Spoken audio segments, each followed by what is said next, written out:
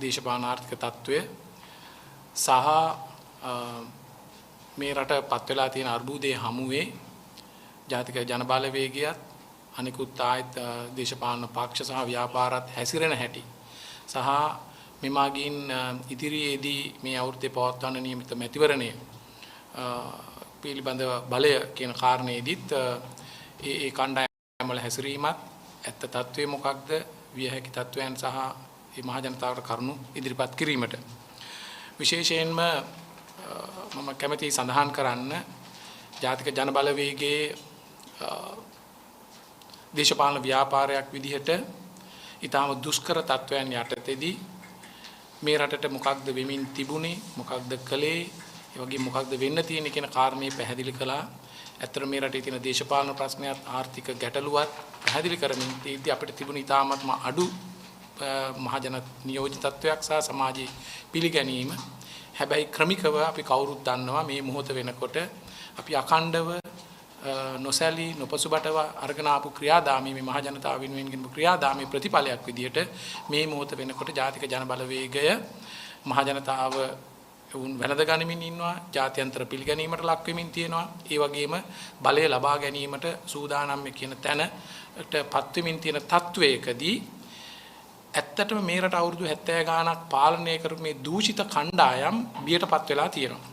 මොකද මේ හුදෙක්ම මේ සිද්ධ වෙන්න යන බලහුව මාරුව තවත් එක් දේශපාලන පක්ෂයකින් තවත් දේශපාලන පක්ෂයකට මාරු වීම නෙමෙයි මේ ව්‍යුහාත්මකව මේ වංචාව දූෂණය සහ මානුෂත්වයට කියන්නේ මිනිස්සුන්ට එරෙහිව ක්‍රියාත්මක කරපු වැරදි ප්‍රතිපත්ති වලට නිමාව තියෙන තත්වයක්. ඒ නිසා ඕන් කලබලයටපත් වෙලා තියෙනවා. ඒ නිසාම වෙන්නට ඕන ඕන් පළමු කොටම උත්සාහ කරනවා මේ මොහොත වෙනකොට සමාජයේ මතයක් හදන්න.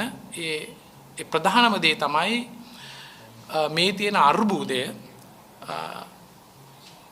ඇත්තටම අර්බුදයේ හේතු සමාජයේ මිනිස්සු දැනගන්නවා වෙනුවට මතු පිට ප්‍රශ්න ටිකක් පෙන්වන්න උත්සාහ කරන එක ඇත්තටම වංචාව දූෂණය හොරකම රටේ සම්පත් නිසියාකාරයක නිෂ්පාදන ක්‍රියාවලියට යොදා නොගැනීම දෙන්නෙක්ින් එකේ තුන් දෙනෙක්ගේ අවශ්‍යතාවයට භාණ්ඩ නිෂ්පාදනය කිරීම මේ කියන සකල විද කාරණා හංගලා මතු පිට වෙළඳපොළ තියෙන කාරණයක් බඩු මිල හෝ ඒ ප්‍රශ්නක් තියෙනවා.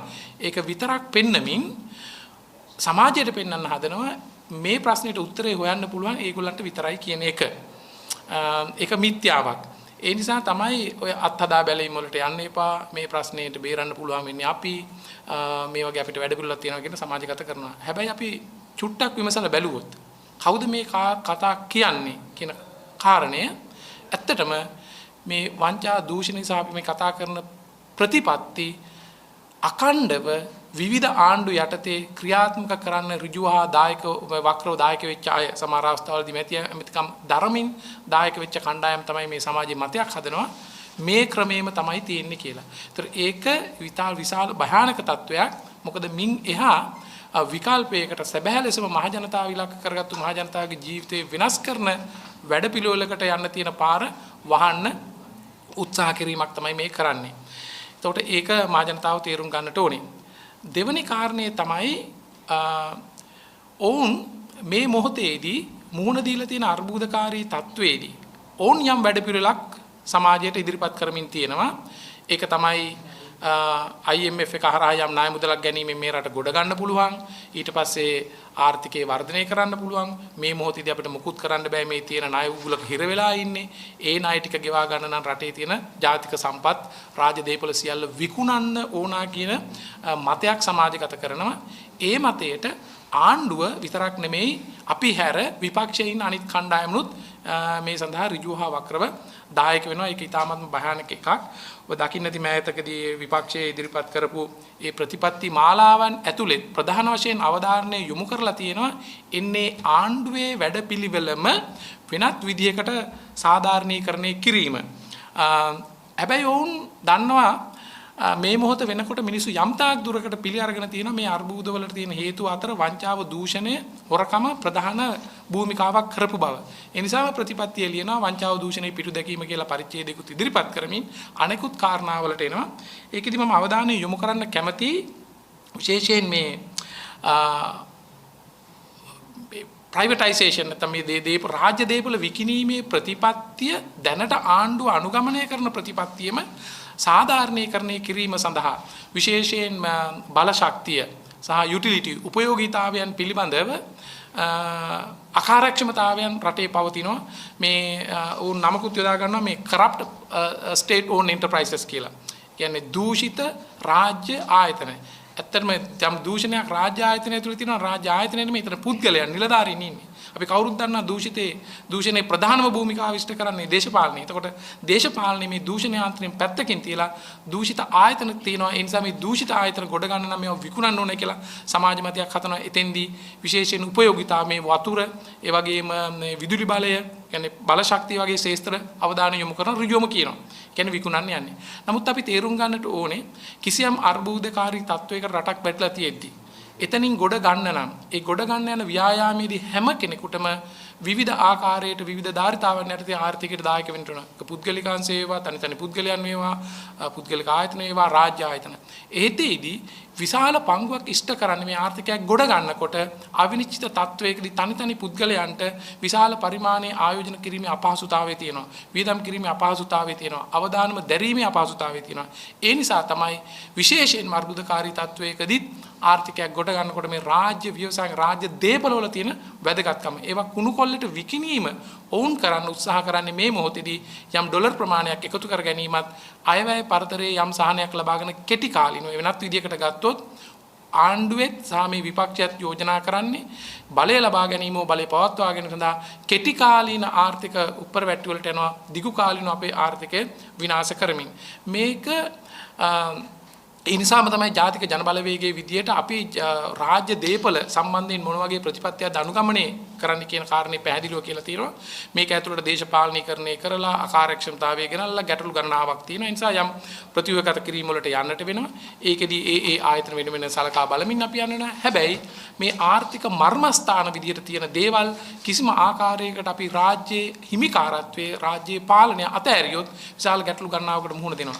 ඒදී බල ශක්තිය මුදල් වෙළඳපොළ ඒ වගේම ටෙලිකොමියුනිකේෂන් මේ වගේ දේවල් ඉතාමත්ම තීරණාත්මකයි ආර්ථිකයක් ගොඩ ගන්නකොට.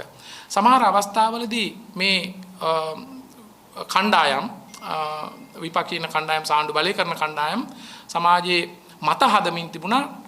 සහ මේ පුද්ගලීකරණය කිරීම තුලින් තමයි ආණ්ඩුව මේ රට ගොඩ ගන්න පුළුවන් වෙන්නේ කියලා. ඉතින් අපි පෙරලා ප්‍රශ්නයක් අහන්නට ඕනේ. කවුද ආණ්ඩුව කරමින් හිටියේ දැන් ජාතික ජනබලවේගයේ කිසිම ආණ්ඩුව කරමින් හිටියේ නැහැ. ඒගොල්ලන්ම නිදහසේ සියලුම ආර්ථික ක්‍රියාකාරකම් මෙහෙवला මේ මොහොත වෙනකොට මෙවැනි කතාවක් කිවීමම වැරදි සහගතයි. ඒ කියන්නේ ඔවුන් රාජ්‍ය ව්‍යවසායන් ස්ටේට් ඕන් එන්ටර්ප්‍රයිසස් එනං ගොඩ නගලා තියෙන්නෙම නිසි ආර්ථික දැක්මක් ඇතුව නෙවෙයි කියන කාරණේ ඔප්පු වෙනවා. වෙනත් දේශපාලනික අරමුණු හෝ වෙනත් කාරණා මත රාජ්‍ය ව්‍යවසායන් පවත්වාගෙන ගිහිල්ලා අර්බුදයක් හමුවේ ඒකේ චෝදනාවත් අපිට ඉදිරිපත් කරනවා. ඒත් එක්කම තේරුම් ගන්නට ඕනේ ප්‍රධාන වශයෙන් මේ බල ශක්තිය සහ යුටිලිටි උපයෝගීතාවයන් වතුර වගේ දේවල් වලදී ලෝකයේ අනිත් රටවලුත් මේ වගේ අර්බුදයන්ට යනකොට දුරදිග බලන්නේ නැතුව තමුන් වටේ ඉන්න කණ්ඩායම් වල ප්‍රතිලාභ වෙනුවෙන් මේ පුද්ගලීකරණ වැඩසටහන වලට ගිහිල්ලා අත්පත් කරන් තියෙන විනාශකාරී ප්‍රතිඵල. ඒදී අපි කවුරුත් දන්නවා මේ එංගලන්තයේ ඔවුන් බ්‍රෙක්සිට් හරහා යම් ගැටලු යුරෝපයේ යම් ගැටලු නිර්මාණය කරගනිමින් මේ කතිකාවන් නිර්මාණය කරනවා මේ ආර්ථික අර්බුදයෙන් ගොඩ යන සියල්ල විකුණලා දාන්න ඕන රාජ්‍ය දේපොළ කියලා. ඒදී ඔවුන් විකුණපු දෙයක් තමයි මේ ජල යුටිලිටිස් ප්‍රයිවටයිස් කරලා අවුරුද්දක් විතර යනකොට දැන් ප්‍රශ්නේ පැනලා ගලා තියෙන ඒ ගුණත්වයේ මහ ජනතාවට නිසි ආකාරයට වතුර දෙන්න බැරිකම ඒ උපයෝගීතාවන් ලබා දෙන්න බැරි නිසා ඒ විකුණපු කණ්ඩායම දැන් ප්‍රශ්න කරනවා අපි ගත්ත ප්‍රතිපත්තිය වැරදි මින් එහා එකකට කොහොමද යන්නේ කියලා. මෑතකදී සතියකට විතර කලින් අපි මට හම්බ වුණා ඉන්ටර්නැෂනල් ක්‍රයිසිස් ගෲප් කියලා. ඒ නියෝජිතෙක් ඔහු විසින් පවා ඒක කියන්නේ ඔහු නියෝජනය කරන්නේ මේ ඒ දේවල් විකුණමින් ඉන්න ආර්ථික ප්‍රතිපත්තියක් හොඳයි කියන තැන. හැබැයි දැන් ඔහු පිළිගන්නවා එවැනි දේ විකුණා දැමීම ඊටම ගැටලු සාගත තැනක් කියන එක. ඊළඟට ගත්තොත් විශේෂයෙන් අපි කවුරුත් දන්නවා අපි වගේ ආර්ථික අර්බුදයකට ගිහිල්ලා ණය ගෙවා ගන්න බැරුව බංකොලොත් භාවයට ප්‍රකාශ වෙච්ච රටක් තමයි ග්‍රීසිය. එතෙන්දිත් විවිධ ක්‍රම ඉදිරිපත් කළා එතනින් ගොඩ යන්න ණය ප්‍රතිව්‍යුහගත කිරීමට අමතරව කොහොමද ඔවුන්ගේ මේ රාජ්‍ය ව්‍යවසායන් වලට වැඩ කටයුතු කරන්න කියලා. එහිදී අවාසනාවකට ඔවුන්ට සිද්ධ වුණා ප්‍රධාන රාජ්‍ය දේපල කීපයක් විකුණන්න තුනක්. එහිදී වරාය මේ දුම්රිය සහ ගුවන් තොටුපළවල්. ජර්මනිය, ඉතාලිය සහ චීනය විසින් ඒවා මිලදී අරගත්තා.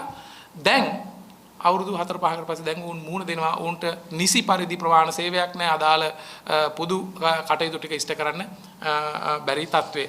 ඒ නිසා අපි පැහැදිලිව තේරුම් ගන්න ඕනේ මෙන්න මේ කාරණා ටික. ඔවුන් පෙනී ඉන්නේ කුමක් වෙනුවෙන්ද? සරලවම ගත්තොත් මේ ප්‍රශ්නය මේ තියෙන තත්ත්වයෙන් රට මුදාගෙන නිසි ගමනකට වෙනස් කරන්න බලය හුවමාරු වෙන තත්ත්වයකදී ඔවුන්ගේ පැරණි දූෂිත යාන්ත්‍රණයම පවත්වා ගන්න තමයි උපක්‍රම යොදන්නේ. මෙතෙන්දී විශේෂයෙන් මහ ජනතාව තේරුම් ගත්තොත් උලයි මේ දූෂිත යාන්ත්‍රණය ඇතුලේ මතු පිටින් පෙනෙන දේශපාලඥයා නිලධාරියා අමතරව සමහරට පෙනෙන්නේ නැති කණ්ඩායම් පවා ඉන්නවා. ඔබ කවුරුත් දන්නවා 2015-19 ආණ්ඩුවේදී විවිධ චෝදනා අතරදී මේ මහ බැංකු බැඳුම් කරේ පිළිබඳ චෝදනාවන් ඉදිරිපත් වුණා. එතන විශාල දූෂණයක් සිද්ධ වුණා. හැබැයි ඒ අපේ කෝප් කමිටුවේ හිටපු සභාපති තමයි සුනිල් හඳුනේති සහෝදරයා මෙතන ඉන්නවා. ඔහු පැහැදිලි කරායි ඔහු මොනතරම් පීඩනකාරී තත්වයකදී ඒ කෝප් කමිටුව මෙහෙයුවේ කියලා. මොකද ඒ කෝප් කමිටුව ඇතුළෙම කණ්ඩායම් සැදී පැහැදී හිටියා මේ දූෂිතයන් ආරක්ෂා කරන්න. ඒවා ෆොරෙන්සික් ඔඩිට් රිපෝට් එකේදී කෝප් වාර්තාවදී පවා හෙළිදරව් වෙලා ඉන්නවා. හැබැයි ඔවුන් එළියට ඇවිල්ලා සාකච්ඡා කරනවා වංචාව දූෂණේ අපි නැති කරන්නයි කියලා. ඔවුන් ඒ නිසා තමයි මෙන්න මේ දූෂිත යාන්ත්‍රණයේ නෙට්වර්ක් එකක්, කරප් නෙට්වර්ක් එකක්. සමහර අයව පේනවා ඇක්ටර්ස්ලව. සමහර ඇක්ටර්ස්ලව පෙනෙන්නේ නැහැ. නිසා අපි විශේෂ අවධානය යොමු කරන්න ඕනේ මේ පෙනෙන්නේ නැති ඇක්ටර්ස්ලා පිළිබඳව. මෙවැනි කණ්ඩායම් විශේෂයෙන්ම දූෂිතයෙක් ඇවිල්ලා දූෂණයට විරුද්ධව කතා කරනවා නම්, හොරෙක් ඇවිල්ලා හොරකමට විරුද්ධව කතා කරනවා නම්, කුඩු මුදලාලි කෙනෙක් ඇවිල්ලා කුඩු නැති කරන්න කතා කරනවා නම්, අපරාධකාරයෙක් අපරාධ අයින් කරන්න කතා කරනවා නම් විශේෂයෙන් සමාජයේ සැලකිලිමත් වෙන්න. ඒ නිසා ඔබටත් සමාජයේ මහ ජනතාවට වගකීමක් තියෙනවා. කවුද මේ කණ්ඩායම් මේවා කියන කට්ටියගේ ඇත්ත తත්වය මොකක්ද කියලා හරියට සොයා බැලිය යුතු වෙනවා.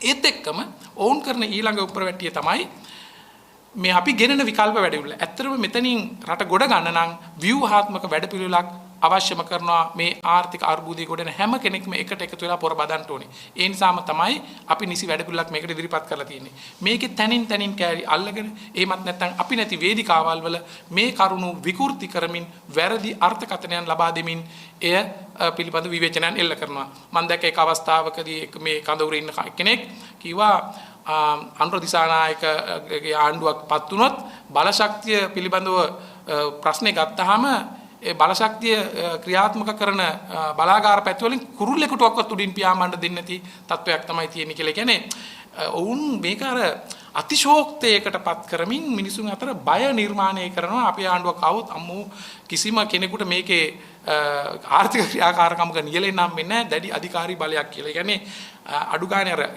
ඉදිරිපත් කරන තියෙන විශේෂ කාරණයක්වත් නෙමෙයි. ඉන් එහා ගිය හැඟීම් බර වෙච්ච දේවල් සමාජයට ඉදිරිපත් කරනවා. ඒක ඉතාමත්ම ගැටලු සාගත තත්වයක් තියෙනවා.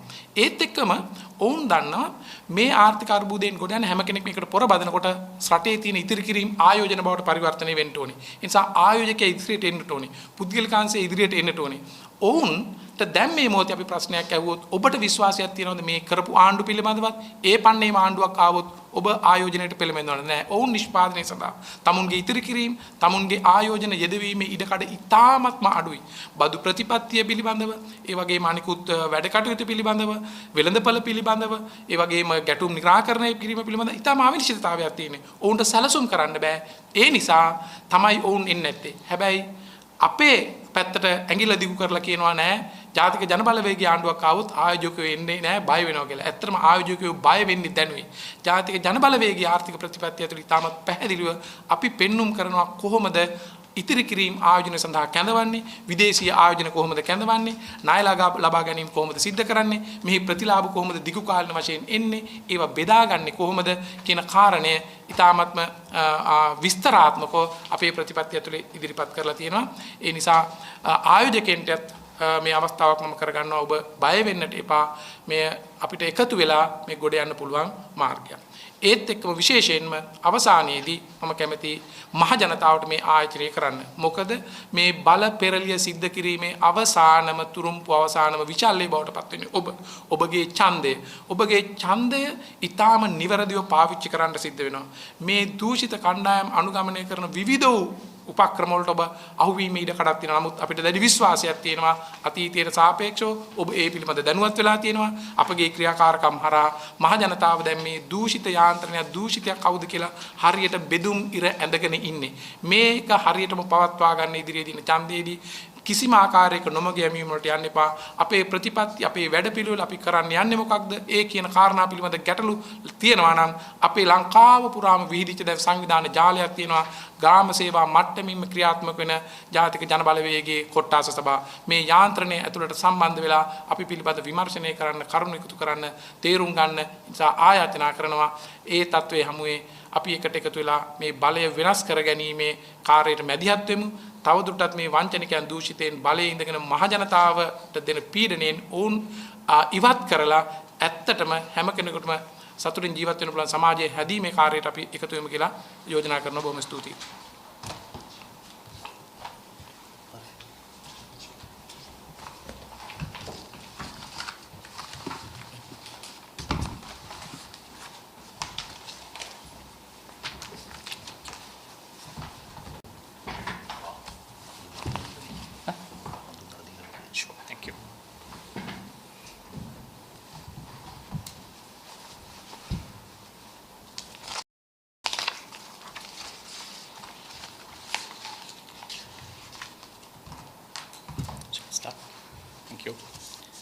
සුබදසනක් වේවා. මම ආචාර්ය හර්ෂණ සූර්යපෙරුම ජාතික ජන බලවේගයේ ආර්ථික කවුන්සිලයේ නියෝජනය කරමින් තමයි සහභාගී වෙන්නේ අද මේ අදහස් දැක්වීමට. අපි පැහැදිලිවම බලන්නට ඕන මේ දැනට ඇති වෙලා තියෙන වාතාවරණයට හේතුව රටේ තියෙන ආර්ථික ගැටලුවක් විතරද කියන එක. සමහර අය හුවා දක්වන්නට උත්සාහ කරනවා රටේ වර්තමාන තත්වයට හේතුව තමයි මේ ආර්ථිකය කළමනාකරණය කිරීමේදී තිබුණු ගැටලු සහගත භාවය කියලා. නමුත් මේක හුදෙක් ආර්ථික ගැටලුවක් විතරක් නෙමෙයි සමස්ත පද්ධතිය පුරාම පැතිරිලා ගිය සමස්ත පද්ධතියටම වින කරන දූෂණය වංචාව රජයන සමාජ ක්‍රමවේදයක් තුළ සමාජීය ගැටලු ඇති වෙලා තියෙනවා. ආර්ථික ගැටලු ඇති වෙලා තියෙනවා. රටක් විදියට අපිට අපේ අනන්‍යතාවයට අපේ ස්වෛරීභාවයට ගැටලු රාශියක් මැදි වෙලා තියෙනවා. ඒ නිසා මේක හුදෙක් ආර්ථික ගැටලුවක් පමණක් නෙමෙයි කියන ස්ථාවරය තමයි ජනතාවට දැන් පැහැදිලි වෙලා තියෙන්නේ. ඒ විතරක් නෙමෙයි අපිට පේනවා රටේ මිනිස්සු කියන කතාබහත් එක්ක වර්තමාන දූෂිත දේශපාලඥයෝ සහ පාර්ලිමේන්තුවේ ඉන්න වයසක සීයලා එකතු වෙලා අපේ ආදරණීය දුවලගේ පුතාලගේ අනාගතය දූෂණය කරලා තියෙනවා. පාර්ලිමේන්තුවේ ඉන්න වයසක සීයලා දූෂිත දේශපාලඥයෝ එකතු වෙලා තරුණ දරුවන්ගේ අනාගත බලාපොරොත්තු විනාශ කරලා තියෙනවා. පාර්ලිමේන්තුවේ ඉන්න වයසක සීයලා දූෂිත දේශපාලඥයෝ සහ ඔවුන්ගේ හෙන්චයියන් එකතු වෙලා විශ්‍රාම ගිය රටේ ආදරණීය දෙමව්පියන්ගේ තමන්ගේ විශ්‍රාම ජීවිතය පිළිබඳව බලාපොරොත්තු තියාගෙන තමන්ගේ දරු මුණුබුරන් එක්ක සැඳෑසුවේ සතුටින් ගත කරන්නට බලාපොරොත්තු වේ ආදරණීය බලාපොරොත්තුව විනාශ කරලා තියෙනවා. හේතුව ඒ දරු මුණුබුරෝ සියලු දෙනාම රට අතහැර යන තත්වයට මේ රටව පත් කරලා තියෙනවා මේ පාර්ලිමේන්තුවේ ඉන්න වයසක සීයලා සහ දූෂිත දේශපාලඥයෝ රැළ එකතු වෙලා. ඒ නිසා තමයි මේක මම අර මුලින් සඳහන් කරා වගේ සමාජ පද්ධතිය සමස්ත පද්ධතියම විනාශ වෙලා තියෙන අවස්ථාවක තමයි මේ අරගලය තියෙන්නේ. මේ ජනතාවගේ උත්සාහය තියෙන්නේ 16 වතාවක් IMF එකට ගිහිල්ලා ෆේල් වුණා. මේ දූෂිත දේශපාලඥයොත් එක්ක වැඩපිළිවෙල කරන්න බැරි බව රටම තේරුම් අරගෙන තියෙනවා. වසර 70කට අධික කාලයක් තට්ටු මාරු ක්‍රමයට මේ දේශපාලඥයොත් මේ දූෂිත රැළත් එක්ක වැඩ කටයුතු කරා. නමුත් ඒකෙන් මේ රට ගොඩ ගියේ නැති බව රටේ ජනතාවට දැන් සුදක්සේ පැහැදිලි වෙලා තියෙනවා. අන්න ඒ වගේ වාතාවරණයක ඉඳලා තමයි අපි මේ විග්‍රහය මේ ආර්ථික ජාතික ජනබලවේගයේ මාලිමාවේ ඉදිරි දිශානතිය ගමන් මඟ පිළිබඳව අපේ ආර්ථික සැලැස්ම පිළිබඳව තුලින් කොහොමද මේ ගැටලු වලට උත්තර දෙන්නේ පිළිබඳව කියන එක සාකච්ඡා කරන්නේ. First of all, I would like to acknowledge I'm representing the Economic Council of NPP. There are major issues the country is currently going through. Some are trying to highlight that the issues the current country is facing as of now is a mere economical issue or matters relating to economics, whereas when the entire system is corrupt, when the entire system has failed, just by resurrecting economy, through the expertise of economists is not going to resolve this issue. That is why a correct political leadership and a leader who's willing to provide leadership with action has to be brought into power to resurrect the country and to give the solution to the hopes of future generations. If you look at why the dollar rates as of now in Sri Lanka has come to this state, some are trying to say because of the prudent way the current government and the current politicians have managed the economy, the dollar has come down and the rupee has strengthened. But if you look at the real reason, I will show some indications to show. If you can get a closer look of this graph, it shows the dollar is based, the behavior of dollar is significantly based on the demand and supply as well. You can see very clearly, this graph shows based on the central bank data, the importation demand since October is coming down month by month. There's a sharp decline in importation into the country. This shows because lack of demand for importation, the dollar is coming, the rate value for dollar is coming down. Why is the lack of demand for dollar? Because businesses are struggling to survive. Consumers are struggling to survive. In a situation like that, the chances of further spending on importation is much low. So this is a testimony to the economic mismanagement. It is not a graph of achievement through economic management. You can see the way how central bank has behaved in the recent past. It is no secret. If the dollar has really strengthened the way, rupee has really strengthened the way the central bank is trying to portray through these artificial dollar rates, the benefit of that one has to be given to the people.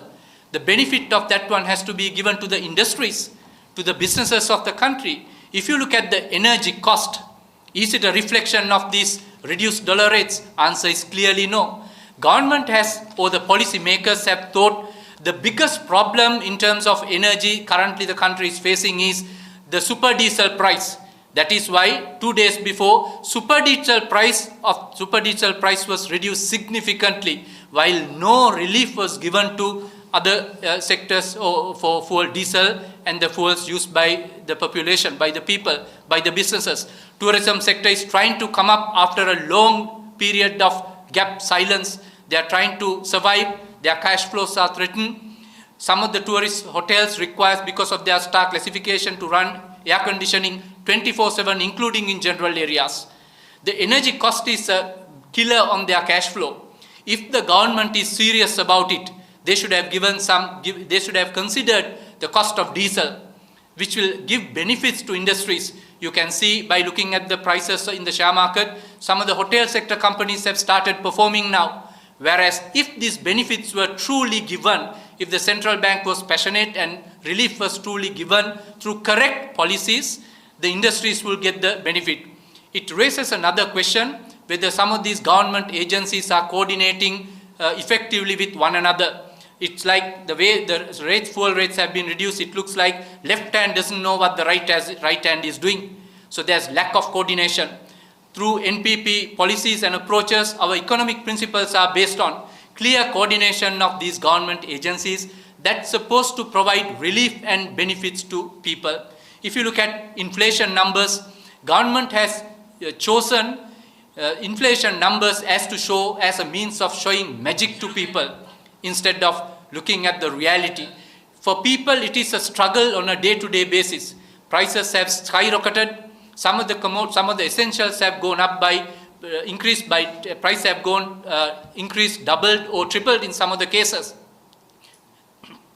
Whereas government inflation numbers shows it is a mere manipulation of numbers. The people are struggling, businesses are struggling. If you look at the inflation numbers, central bank is once again boasting the AWPLRS significantly come down. But if you look at the prices that people have to pay, if the cost of borrowings businesses have to pay, there's no significant difference as of now. It is true there's a reduction in rates, but the proportionality of those benefits have not come to people yet. The proportionality of benefit has not come to businesses yet. So it is important to have an effective mechanism. That is where NPP's economic policies are about facilitating and having a mechanism to drive these benefits to the businesses and to people. businesses can start based on their input cost reduction, then can start manufacturing, engage in more activities that will increase the supply of goods and services to the market, that will drive down the prices, which will bring down the inflation. If you look at the stock market, there are significant challenges and issues that the PLCs, listed companies, are going through, investors are facing, and the way how regulations are behaving as of now. If you look at the listed companies, many companies have chose to delist because of over-regulation. Sometimes companies have cited in their market disclosure the reason for delisting is because of over-regulation, lack of proportionate regulation that facilitates a conducive marketplace where companies can operate. If you look at the way regulators, apparently based on the communication, based on the information that we get from people, sending hundreds and hundreds of letters to investors to create fear-mongering, to create a fear psycho among investors, to keep investors out of market. Since the regulation has significantly changed in the recent past, the correct thing should have been engage with investors to create awareness, to make investors understand the boundaries and the lines that they should not be crossing when they are dealing with the market. Instead of choosing that path, when the regulator has so many tools at their disposals to deal with market misconduct, they are selecting to show cause hundreds and hundreds of investors. They are, instead of providing the relief to listed companies by considering a situation where, given the context of the country is going through unprecedented calamity of economic collapse, companies are struggling to raise capital. Instead of creating a facilitative ground for companies to raise more equity capital, to companies to go and raise more right issues, to raise capital, to strengthen the capital base, they are bringing in rules after rules. Sometimes you lose the track of the rules that companies supposed to be familiar with. 2 weeks back, regulator came up with new rules, going to introduce penalties from 1 million to 5 million per director of a listed company if there is a delay in submission of interim financials. There is a list where individual directors are liable from 1 million to 5 million rupees for delay in submission of interim financials. No doubt it is true that information is the key. Market has to be provided with timely information at any time. But if you look at a company with 10 directors, the penalties are going to be ranging from 10 million to 50 million. Mind you, it is per quarter. If 4 quarters, if there are slight delays, we are talking of 50 million to 100 million or 200 million of penalties imposed on directors. Some of the listed companies even don't have 200 million in their turnover, in their top lines. So if you're trying to create a culture situation to scare the investors, there's no wonder that some of the companies are considering the over-regulation and the regulatory cost of the market and decided to walk out from the market. 2 of the largest market cap companies have delisted in the recent past. Many are in the pipeline. Resolutions have been passed, awaiting delisting. Then further, if you look at the demutualization bill, I can remember very well some of these experts out there in the opposition. They were crying at the loudest voice prior to 2015 relating to the misconduct in the market. Since then, they have become the president of the country, prime minister of the country. These people have become deputy ministers, overlooking these institutions directly.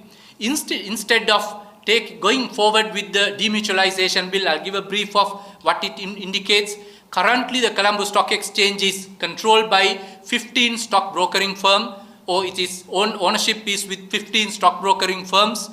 It is currently a mutually controlled stock exchange. That was the case in many countries across the globe, but it has evolved to demutualize this exchange and bring true governance to these institutions. That is why demutualization is very important in the Sri Lankan context. But unfortunately, the people who are crying now were given the opportunity and the mandate from the people to go and do that one in 2015.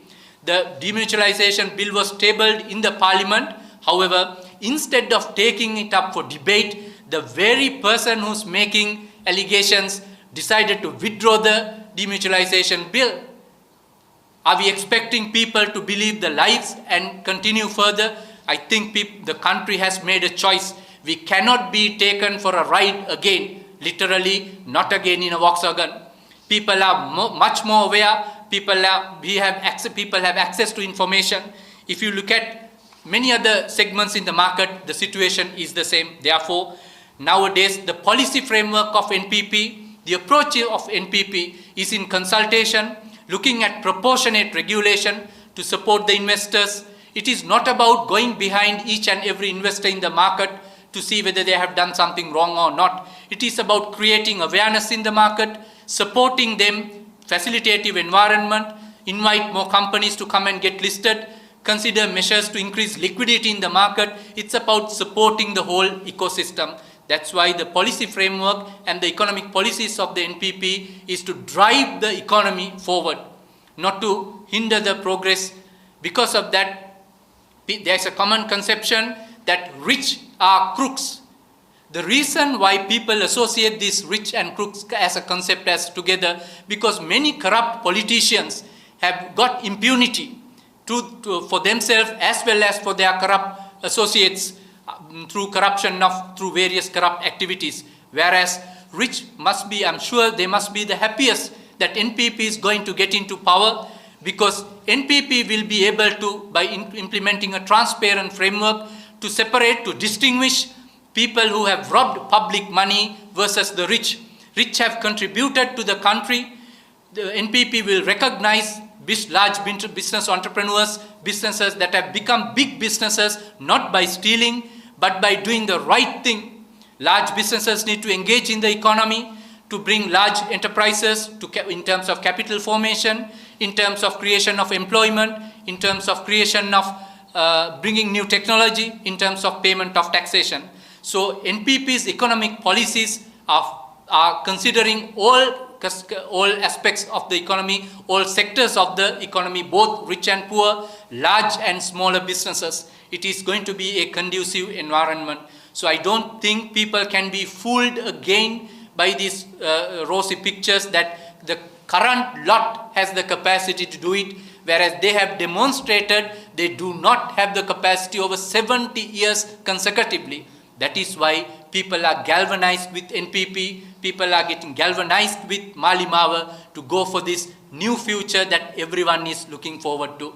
Let's take up more questions when we have time to. Thank you very much.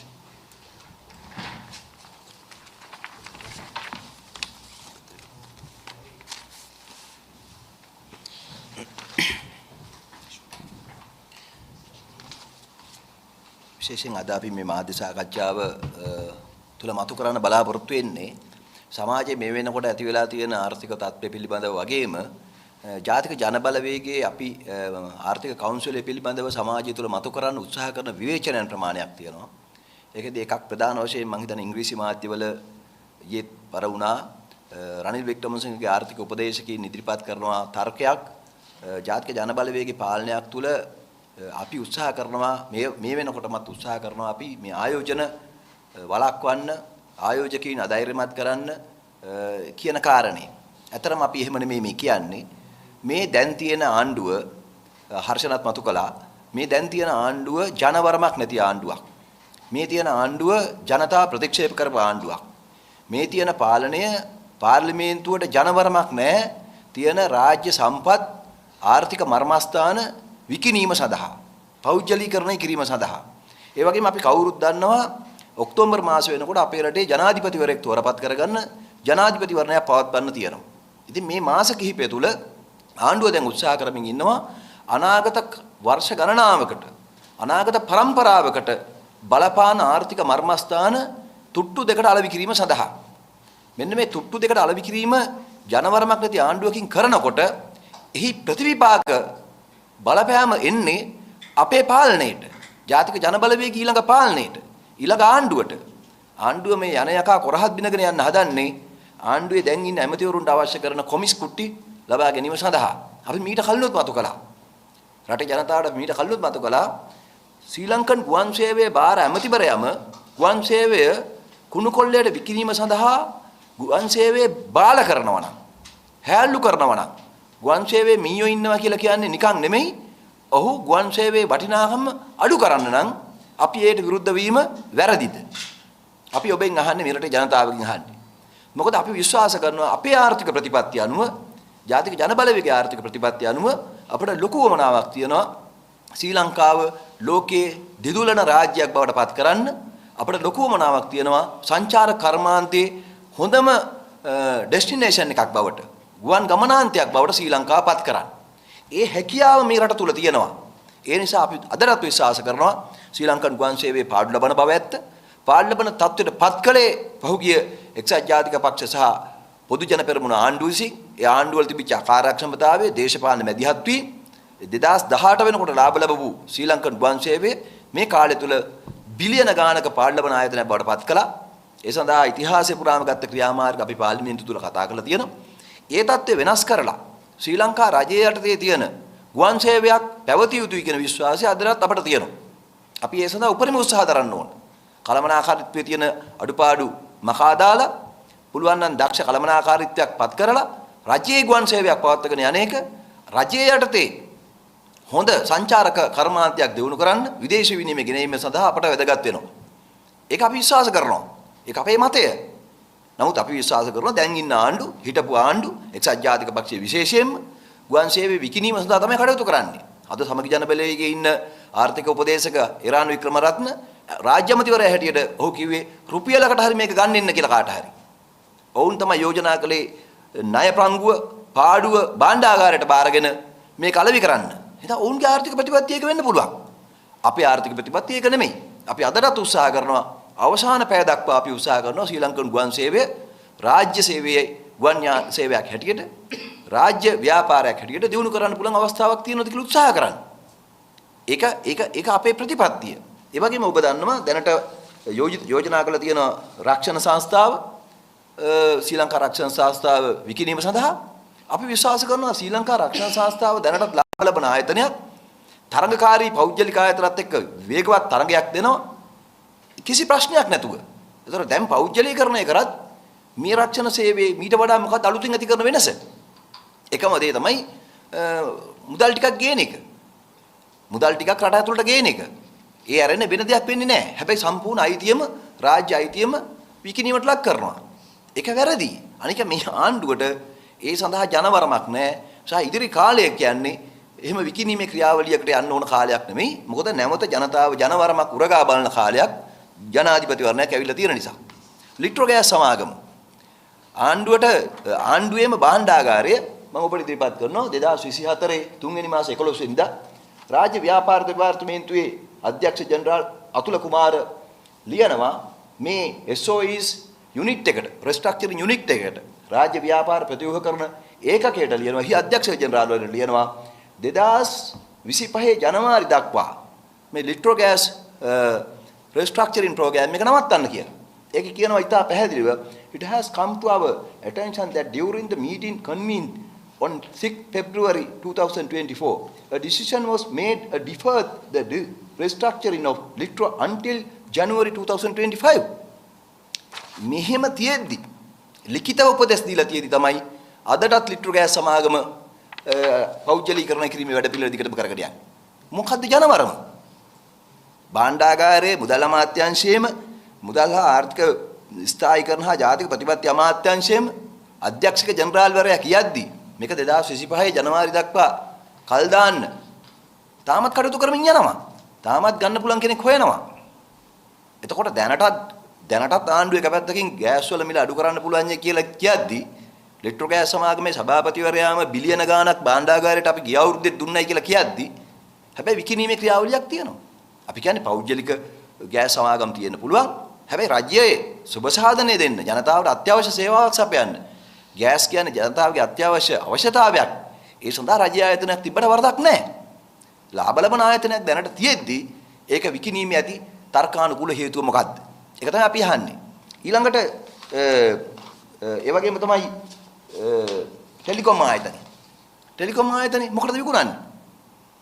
මේ ආණ්ඩුව වල ප්‍රතිපත්ති අනුව එක්සත් ජාතික පක්ෂ ප්‍රතිපත්ති අනුව සමගි ජන බලවේගයේ ප්‍රතිපත්ති අනුව පොදු ජන පෙරමුණේ ප්‍රතිපත්ති අනුව ඔවුන් විශ්වාස කරනවා නම් ටෙලිෆෝන් වැඩිපුර පාවිච්චි කරන්න. ටෙලිකොම් එක විකුණලා ටෙලිෆෝන් ගේන්න හදනවා නම් විකුණන්නේ කවුන්ට ප්‍රතිපත්ති වෙන්න පුළුවන්. හැබැයි අපේ ප්‍රතිපත්ති ඒක නෙමෙයි. අපිට ටෙලිකොමියුනිකේෂන් එක අවශ්‍ය වෙන්නේ IT තාක්ෂණය ප්‍රවර්ධනය කරන්න. තවත් ටෙලිෆෝන් බෙදන ආයතනයක් අවශ්‍ය නැහැ ලංකාවට. ඒ සඳහා පෞද්ගලික ආයතන තියෙනවා. එතකොට අපිට අවශ්‍ය වෙන්නේ ටෙලිකොමියුනිකේෂන් තත්වය. මේ තාක්ෂණය IT තාක්ෂණය ලෝකේ අපි විශ්වාස කරනවා. අදටත් IT තාක්ෂණය ලංකාවේ විදේශ විනිමය උපයන ඒ වගේම ලංකාව ජාත්‍යන්තරේ ස්ථානගත කරන්න පුළුවන්. අපේ තරුණ පරම්පරාවේ දැනුම අනුව නව ස්ථානකට ලෝකෙ ගෙනියන්න පුළුවන්. ඒ සඳහා රාජ්‍ය IT යටතේ ටෙලිකොම් ආයතන තියෙන්න ඕනේ. තිබිය යුතුයි. පෞද්ගලික අංශය සමග තරඟ කරන්නත් ඒ වගේම ලෝකයට IT තාක්ෂණය අපේ අනන්‍යතාවයක් සහිත ඉදිරිපත් කරන්නත් මේ සංඛ්‍යාත අයිතිය ශ්‍රී ලංකා රජය යටතේ තියෙන්න ඕනේ. ඒක අපේ ප්‍රතිපත්තිය. ඒක ජාතික ජනබලවේගයේ මේ රටේ ජනතාවගෙන් ජනවරමක් ඉල්ලනවා. ඉදිරි ජනාධිපතිවරණයේදී අපට ශ්‍රී ලංකා රජයේ යටතේ අයිතිය තියාගෙන ටෙලිකොමියුනිකේෂන් මේ පද්ධතිය තව බිලියන ගානක විදේශ විනිමය හොයන ලෝකයට සොෆ්ට්වෙයාර් තාක්ෂණය ගෙනියන ඒ හැකියාව දිනු කරන ආයතනයක් බවට තියාගන්න. අනික ජාතික ආරක්ෂාව පැත්තෙන් ගත්තොත් ඔබ කවුරුත් දන්නවා ශ්‍රී ලංකා රජය යටතේ ටෙලිකොම් ආයතන තියෙන්න ඕන. පහුගිය යුද්ධ කාලේ අපි දන්නවා ඒ යුද්ධ කාලේ ජාතික ආරක්ෂාව පිළිබඳ ක්‍රියාමාර්ග ගනිද්දී විශාල වශයෙන් වැදගත් වුණා ටෙලිකොම් ආයතනයේ ක්‍රියාකාරීත්වය. ඒ විතරක් නෙමෙයි ටෙලිකොම් ආයතනයේ හිටපු සභාපතිවරයා රෝහන් ෆෙර්නාන්දු මහත්තයා ඇතුළු අධ්‍යක්ෂක මණ්ඩලයේ 2024 පෙබරවාරි 26 වෙනිදා භාණ්ඩාගාර ලේකම්වරයාට ලියනවා. ඒකෙදි ඉතා පැහැදිලිව වුන් පෙන්නනවා අවුරුදු 10ක ලාභදායී තත්ත්වය. ටෙලිකොම් ආයතනයේ පාඩු ලබන ආයතනයක් නෙමෙයි. 2022 වාර්ෂික වාර්තාව අනුව ගත්තොත් ආදායම තියෙන බිලියන 107ක්. බදු වලට පෙර ලාභයේ තියෙන බිලියන 10ක්. බදු ගෙවල රජයට බිලියන 5ක්. ලාභයේ තිබුණා බිලියන 4.7ක්. මිලියන 4765ක් ලාභ තිබුණා. රජයට බිලියන 5ක බදු ගෙවලා. ඉතින් ටෙලිකොම් ආයතනය එක පැත්තකින් රජයට බදු ගෙවලා තියෙනවා. අනිත් පැත්තෙන් විශාල වත්කම් ප්‍රමාණයක් තියෙනවා. අනිත් පැත්තෙන් ජාතික සම්පතක් බහැටියට තියෙනවා. ඉතින් එහෙම දෙයදී ඇයි මොකටද විකුණන්නේ? එකක් විකුණන එක වැරදි. දෙක මේ මොහොත විශේෂයෙන් ආණ්ඩුවට ජනවරමක් නැහැ. රනිල් වික්‍රමසිංහට ජනවරමක් නැහැ. මේ ආණ්ඩුවට ජනවරමක් නැහැ. මේ ආයතන විකුණන්න. මම මේ උදාහරණ ගත්තේ කිහිපයක් විතරයි. සමහර ආයතන ගැන අපිට හිතන්න වෙයි. හැබැයි ඒ අපිට හිතන්න වෙන්නේ ජනවරමට අනුව. ඒවා තවදුරටත් රජයේ කාර්යභාරයේ කොටසක් හැටියට තියෙනවද? නැත්නම් පෞද්ගලික අංශය ඒකාබද්ධ කරගන්නවද? සමහර ආයතන තියෙන පුළුවන් පෞද්ගලීකරණය කියන්නේ ප්‍රතිව්‍යුහකරණය කියන්නේ දෙකක් හැටියට තේරුම් ගන්න ඕන. ප්‍රතිව්‍යුහකරණයේ තියෙන කළමනාකරණ ගැටලුවක් නම් ඒ කළමනාකරණ ගැටලුවට පිළිතුරු හේම එකක්. ඉතින් විශේෂයෙන්ම අපි අදත් පිළිගන්නවා මේ ආණ්ඩුවට ජනවරමක් නැහැ. විශේෂයෙන් ජනවරම උරගා බලන මැතිවරණයක් කටමුල තියාගෙන අනාගත පරම්පරාවකට වග කියන රාජ්‍ය ආයතන විකුණන්න. රනිල් වික්‍රමසිංහගේ ආර්ථික උපදේශකයෝ කියනවා නම් මේ නිසා ආයෝජකයෝ බය වෙයි කියලා. අපි කියන්නේ ආයෝජකයෝ නෙමෙයි බය වෙන්න ඕන. ඕගොල්ලෝ මේ ආයතන කුණු කොල්ලේට විකුණලා කොමිස් හොයන්න බලාගෙන ඉන්න, තුට්ටු දෙකට විකුණන්න බලාගෙන ඉන්න මේ ජනවරම උරගා බලන මොහොතේ ජනතාව ඕගොල්ලෝ ලෑස්ති වෙනවා නම් තවදුරටත් මේ ආයතනත් එක්ක සෙල්ලම් කරන්න බය වෙන්න ඕන ඕගොල්ලෝ. මොකද අපි විශ්වාස කරනවා මේ රටේ ජනතාව ඉදිරි ජනාධිපතිවරණයේදී ජනවරමෙන් ඔබට උත්තර දෙනවා. ඒ නිසා ඔබයි බිය විය යුත්තේ. ආයෝජකයෝ නෙමෙයි. අපි කැමති හර්ෂණිතා පැහැදිලි වූ ආකාරයට විනිවිද භාවයක් පෙනෙන ඒ වගේම මූල්‍ය ශක්තියක් හදන රටේ ආර්ථිකයට දායක වෙන විදේශ විනිමය සම්පාදනය කරන අපට කිසිදු ආකාරයේ කොමිස් ඉල්ලීමකින් තොරව රාජ්‍ය නිලධාරීන්ට හෝ රාජ්‍ය දේශපාලනට හෝ දේශපාලඥයින්ට හෝ මැදිහත් වීමකින් තොරව මේ නවීන තාක්ෂණ යටතේ ආයෝජකයෝ කැඳවන්න. මේ නවීන තාක්ෂණ ලෝකයේ ආයෝජකයෝ සල්ලි මලු අරගෙන ඇවිල්ලා හිල්ටන් එකේ මේ ඔබරෝයි එකේ එහෙම නැත්නම් චැංගිලා එකේ ඉන්න ඕනේ නැහැ. අර හිටපු ජනාධිපතිවරයාගේ නිලධාරීන් වගේ කොමිස් කොට්ටි දීලා හිර යන්න ඕනේ නැහැ. අපේ ආණ්ඩුවක නිලධාරීන් කොමිස් අරගෙන. ඒ නිසා අපි තා පැහැදිලිව කියන්නේ මේ රටට ආයෝජකයෝ වෙන්නේ නැත්තේ මේ සංකීර්ණ ලිපි ගණන් ක්‍රියාවලිය වගේම මේ ප්‍රමාදයේ වගේම මේ දූෂිත ක්‍රමයේ විසින්. ඒ දූෂිත ක්‍රමයේ විසින් තමයි ආයෝජකයෝ බිය කරලා තියෙන්නේ. අපි නෙමෙයි. අපේ ප්‍රකාශකට ආයෝජකයෝ බය වෙන්න ඕනේ නැහැ. කවුරු හරි කියනවා නම් ඒ නිසා රටේ ආයෝජනවල දුර්වලතාවයක් ඇති වෙනවා කියලා නෑ. ඇති වෙන්නේ මේ කුණු කොල්ලේට විකුණන ක්‍රියාවලිය. අපි ඒක වකින් බාර ගන්නවා. මේ කුණු කොල්ලේට විකුණන රටේ ජාතික සම්පත් විකිණීමට දරන උත්සාහය පරාජය කරන්න තමයි අපි මේ කතාව කියන්නේ. ඒ නිසා මේ ක්‍රියාවලිය අඩපණ වෙනවා නම් අපි සතුටු වෙනවා ඇත්තට. අපි සතුටු වෙනවා ඒකට. අපේ වචන වලට ඔබගේ ක්‍රියාවලිය දුර්වල කරන්න පුළුවන් වෙලා තියෙනවා. අපේ ප්‍රකාශයකට ඔබගේ මුග්ධ නග්න තිරිසන් ක්‍රියාවලිය මේ රටේ ජනතාවට අනාගත પરම්පරාවකට භුක්ති විඳින දින ආර්ථික සම්පත් කුණු කොල්ලේට විකුණන ක්‍රියාවලිය දුර්වල කරන්න පුළුවන් වුණා නම් අපි අපේ ආර්ථික කවුන්සිලේ හැටියට ඇත්තටම සතුටු වෙනවා මේ මොහොතේදී. මොකද මේ මොහොතේදී අපි කියන්න ඕන මේ රටේ ජනතාවට මේ විකුණන දේවල් විකුණනට නැවත මිලදී ගන්න, නැවත ලබා ගන්න, නැවත පවර ගන්න තියෙන හැකියාව හරි අඩුයි. දැන් ඔබ බලන්න මහා අඬබෙර ගහලා චීනයේ කැඳවගෙන හම්බන්තොට වරාය අවුරුදු 99කට වද්දකට දුන්නා. මොකද්ද අපිට ලැබිලා තියෙන්නේ? මොකද්ද අපිට අලුතෙන් ලැබිලා තියෙන්නේ? හම්බන්තොට වරාය අපි හදලා ඔක්කොම කරලා රටත් ණය කරලා අදත් ණය ගෙවනවා අපි වරාය වෙනුවෙන්. මොකද රටට ලැබුණේ? දැන් චීනයේ මහා ආර්ථික ධනවතෙක් පොසතෙක් කියලා විදිහලා අපේ හම්බන්තොට වරාය දිනු කරාද? සංවර්ධනය කරාද? නෑ. අපර වරායක් නැති වුණ එක විතරයි උනේ. ඒක ලෝකයේ උදාහරණයට ගන්නවා. කෙන්යාවේ පාර්ලිමේන්තුවේ උදාහරණයට ගන්නවා. රටක් ණය වෙන ක්‍රමයට හොඳම උදාහරණයක් කියලා ලංකාවේ ආණ්ඩුව රාජපක්ෂ ආණ්ඩුව චීනයට හම්බන්තොට වරාය ලබා දීලා. අපිව හාස්‍යයට ලක් කරන රටක් හැටියට. අපිව රටක් හැටියට හාස්‍යයට ලක් වෙන විතරයි වෙලා තියෙන්නේ. දැන් විශේෂයෙන් අපි ඒක නිසා කියනවා අපේ ආර්ථික ප්‍රතිපත්ති සම්පාදනය වෙන්න ඕනකම තියෙන්නේ Tamange කෙටි කාලින බලය දිහා බලාගෙන නෙමෙයි. රටක පාලකින්ගේ අවුරුදු 5ක පාලන කාලය දිහා බලාගෙන නෙමෙයි රටක අනාගත પરම්පරාව දිහා බලාගෙන. ඒ නිසා විශේෂයෙන්ම අපිට රටේ ජනතාවටයි මේ කියන්නේ අවධාරණය කරන්නේ මේ රට ඔබේ මේ රට අවුරුදු 5ක පාලනය කරන දේශපාලකින්ගේ නෙමෙයි. ඒ පිල් මාරු කරන දේශපාලකින්ගේ නෙමෙයි ඔබේ. ඒ නිසා අද ඔබට වග කියන්න වෙලා තියෙනවා ඔබ ලබා දුන්නු ඡන්ද වෙනුවෙන්. ඒ නිසා හෙට ඔබට වග කියන්න වෙන්නේ අපට ලබා දෙන රට වෙනුවෙන්. අපි ඔබත් සමග බැඳීමට එකඟයි.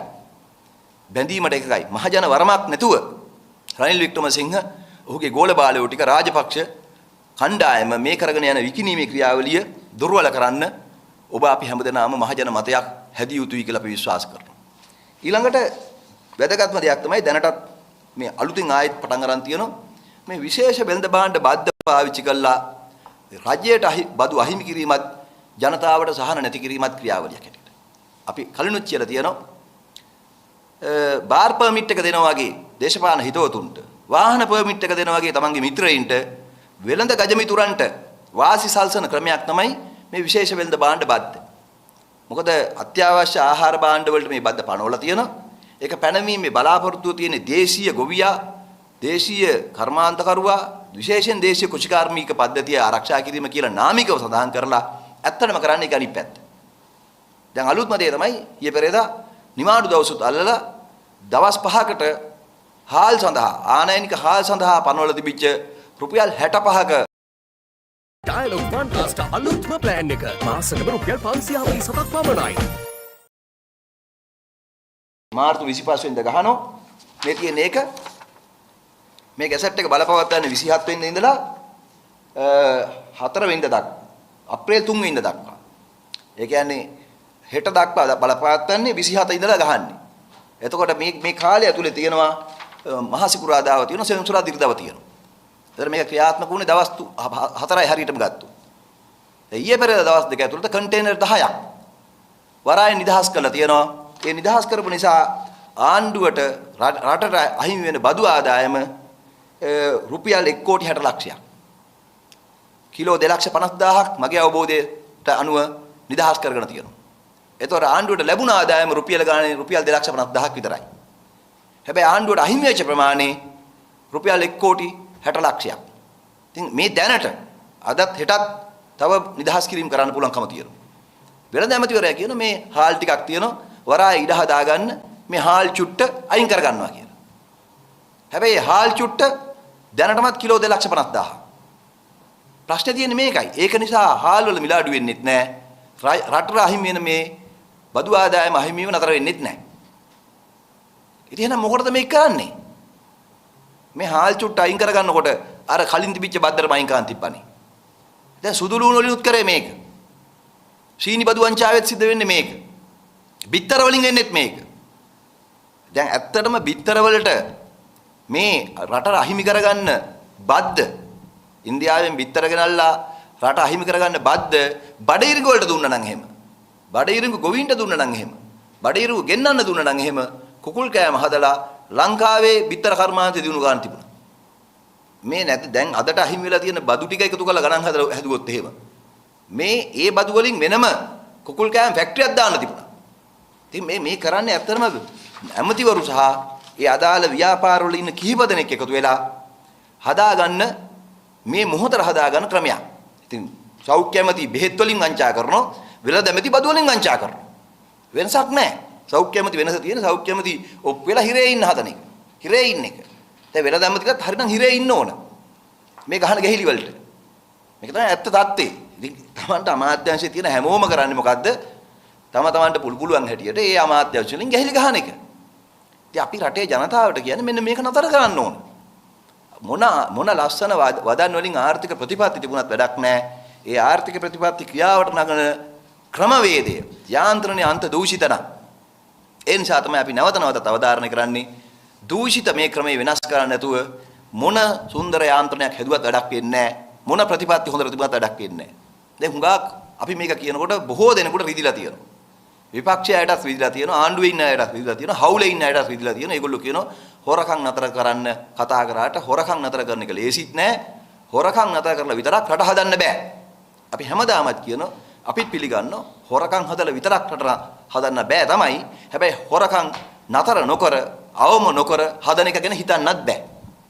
මොකද අපේ රට අවුරුදු 76ක් තිස්සේ කඩා වැටලා තියෙන්නේ වෙන මොකක්වත් නෙමෙයි. ප්‍රධාන හේතුව මේ අන්ත දූෂිත දේශපාලන ක්‍රමය. වගවීමක් නැති ජනතාවට කොකා පෙන්නන, ජනතාව බය කරගෙන ඉන්න, ජනතාවට ඉහළින් ඉඳගෙන ජනතාවගේ මුදලින් බදු මුදල් වලින් යැපෙන වැජබෙන මේ දූෂිත දේශපාලන ක්‍රමය. ඒ නිසා මෙන්න මේ පිළිබඳව අපේ මේ තර්කය තියෙන්නේ. අපේ මේ සාධාරණ තර්කය තියෙන්නේ මේ පිළිබඳව. ඉතින් අපි විශේෂයෙන් අවධාරණය කරනවා මෙන්න මේ කාරණාව. ඊළඟට වැදගත් දෙයක් තියෙනවා. දැන් අපි දැක්කා සමගි ජන බලවේගයේ බොහෝ മന്ത്രിවරු, නලින් බණ්ඩාර മന്ത്രിවරයා, හර්ෂ සිල්වා മന്ത്രിවරයා අතුරු බොහෝ දෙනෙක් මේ අපේ ආර්ථික කවුන්සිලයේ එක්ක විවාදයකට එන්න අපට ආරාධනා කරනවා. අපේ ආර්ථික ප්‍රතිපත්ති ගැන අපි තාම සන්තෝෂයි. මොකද අපි ඒක ආරාධනා පිළිගන්නවා. හේතුව අපේ රටේ දේශපාලනයේ තියෙන උණු ගුණාත්මක භාවය රැකෙන්න නම් එවැනි පක්ෂ අතරේ සහ ප්‍රතිපත්තිමය සංවාදයක් විවාදයක් තියෙන්න ඕන. ඒ ගැන කිසි ගැටලුවක් නැහැ. හැබැයි දැන් මේ අපිට පෙළ ගැහිලා තියෙන්නේ ජනාධිපතිවරණේ. අපේ රටේ ජනතාව ජනාධිපතිවරණයට ඉදිරිපත් වෙන නායකයෙක් තෝරගන්න මැතිවරණේ. එතකොට අපි ඇත්තටම මේ විවාදයේ වඩා සාර්ථක වෙන්න නම්, වඩා ප්‍රතිඵලදායක වෙන්න නම් අපි යෝජනා කරනවා යයට තැන් වල මාධ්‍යවල කියවන්නේ නැතුව ලිඛිතව අපට ආරාධනාවක් කරන්න, ලිඛිතව අපිට එවන්න. අපි කැමති ඔබේ නායකයාත් එක්කම, සජිත් ප්‍රේමදාස නායකයාත් එක්කම මේ විවාදය කරන්න. අපේ නායක අනුර දිසානායක සහෝදරයා ඒ සඳහා සූදානම්.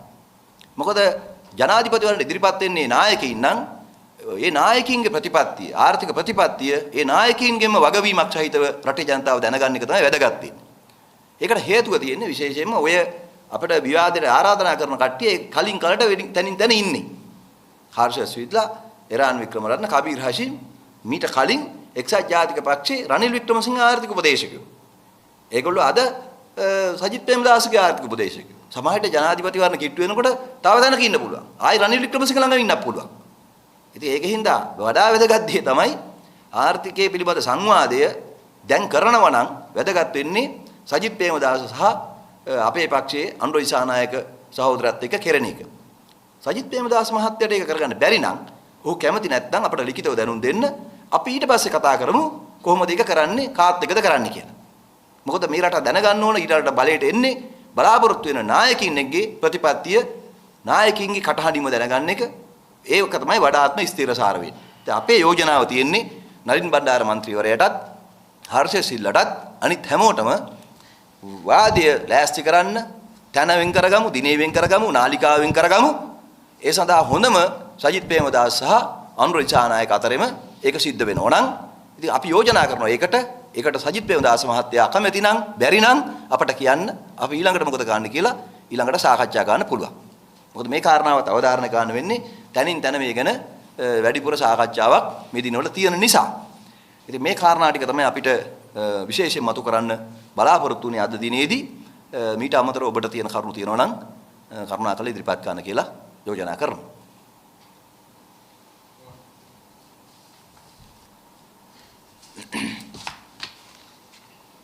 විශේෂ කාරණා නැතුවයි එහෙනම් බොහොම ස්තුතියි.